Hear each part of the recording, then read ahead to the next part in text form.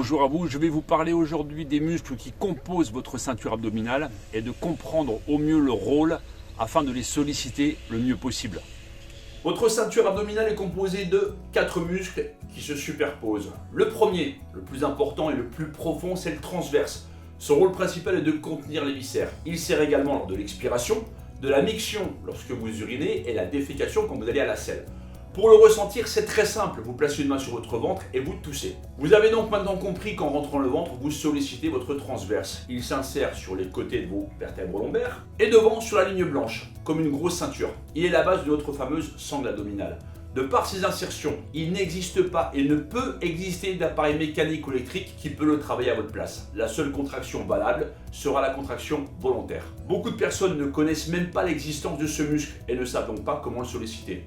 Les années, la bonne alimentation, la gravité aidant les organes et les viscères à descendre légèrement. Si votre paroi abdominale n'est pas suffisamment tonique, il est tout à fait normal de voir son ventre progressivement partir vers l'avant. Il sera donc indispensable de le contracter sur chacun des exercices que l'on verra par la suite.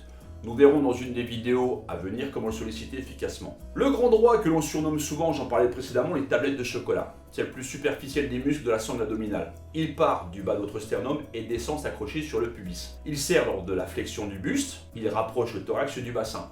Beaucoup de personnes pensent perdre du ventre en travaillant le grand droit et en réalisant ce genre de mouvement.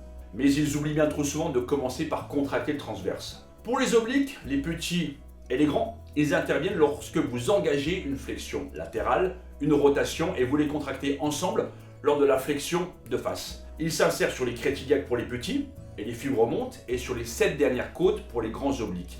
Et les fibres musculaires cette fois-ci descendent. Vous les travaillez soit ensemble lors de la flexion vers l'avant, soit les petits et les grands opposés lors de la rotation. Je pense et j'espère que vous visualisez maintenant un petit peu mieux les différents muscles qui constituent votre tour de taille. Et je sais que vous êtes toutes et tous en ce moment même en train de rentrer le ventre. Je vous souhaite une excellente journée et je vous dis à très bientôt pour une autre petite astuce. Au revoir.